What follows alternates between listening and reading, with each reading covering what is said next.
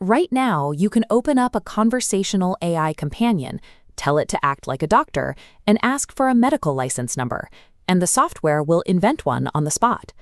Recently, investigative reporters ran this exact test. They took prompts asking for medical credentials and ran them through 5 different companion chatbot platforms.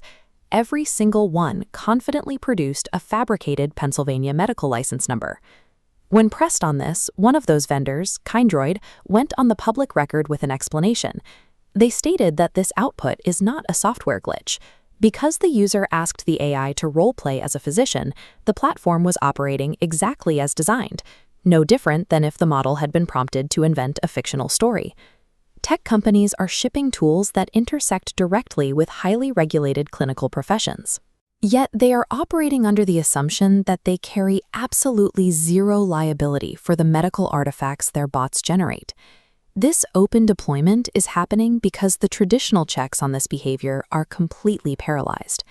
In Washington, D.C., the federal regulatory apparatus is frozen. The FDA commissioner seat has sat vacant for dozens of days. The FTC launched a massive inquiry into major AI platforms hundreds of days ago and has produced no staff reports and no interim deliverables.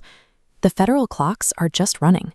The only recent federal intervention we've seen was an emergency Commerce Department export ban on a specific frontier model built by Anthropic. And that action wasn't the result of a rigorous strategic review. It was triggered by a single phone call from Amazon CEO Andy Jassy to the Treasury Secretary. That directive was issued a mere 36 hours later. It was drafted so hastily that former Commerce Department advisors are now publicly questioning whether the document is legally enforceable against the technology it targets.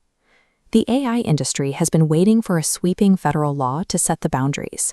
While Washington stalls, a network of regional institutions and professional organizations has decided to stop waiting and write the rules themselves. The first major constraint closing in on these companies is the state court system, starting in California. The San Francisco Superior Court recently established what is called JCCP 5431.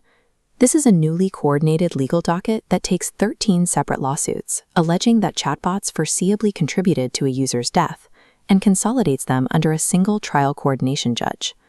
This structure forces AI builders into unified, inescapable legal discovery. Whatever safety guardrails these platforms had in place on the exact day of the named incidents will be aggressively scrutinized, deposed, and cross-examined in front of a jury.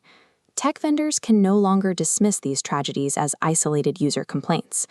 By managing this consolidated docket, state judges are actively constructing the legal liability framework that Congress has failed to deliver. The courts are only one side of the pressure. Over a span of just 8 days, the professional medical establishment abruptly dropped its neutral stance on artificial intelligence and published a definitive set of rules. This newly minted policy was adopted by both the American Medical Association and the American Psychological Association. They established a firm boundary. Clinical AI must be strictly assistive, not autonomous. The software supports the workflow, but the human physician retains sole authority over the final clinical decision. These organizations represent hundreds of thousands of licensed doctors, forging a unified professional consensus. This gives plaintiffs and state regulators a highly documented professional standard of care. If a rogue AI platform bypasses human oversight and acts autonomously, litigators now have the exact paperwork they need to prove that the company violated the licensed workforce floor. With the medical and legal standards locking into place, state legislatures are moving in to codify those boundaries into local law. In Hawaii, pending legislation mandates strict per-session disclosures whenever minors interact with an AI. It also legally requires these platforms to build in functional self-harm response protocols. The momentum is accelerating. Vermont has already signed a strict clinician-in-chair law enforcing human oversight. As of this summer, 5 other states have active, fully drafted AI regulatory bills sitting on their governors' desks awaiting signatures. There will be no neat, uniform federal framework.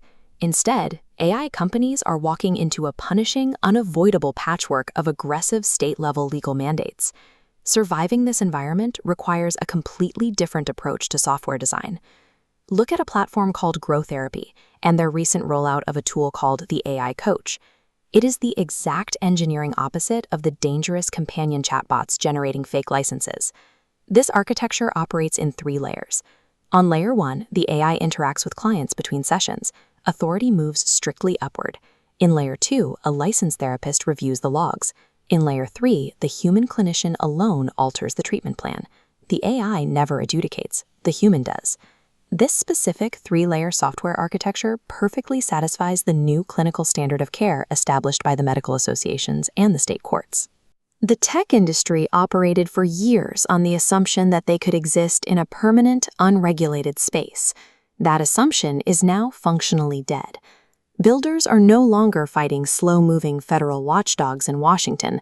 They are facing a nimble, multi-front squeeze from state judges, medical boards, and local lawmakers who are tired of waiting. There's a stark contrast forming in the market. On one side, stubborn tech companies are publicly defending their platform's fabricated medical advice as a software feature.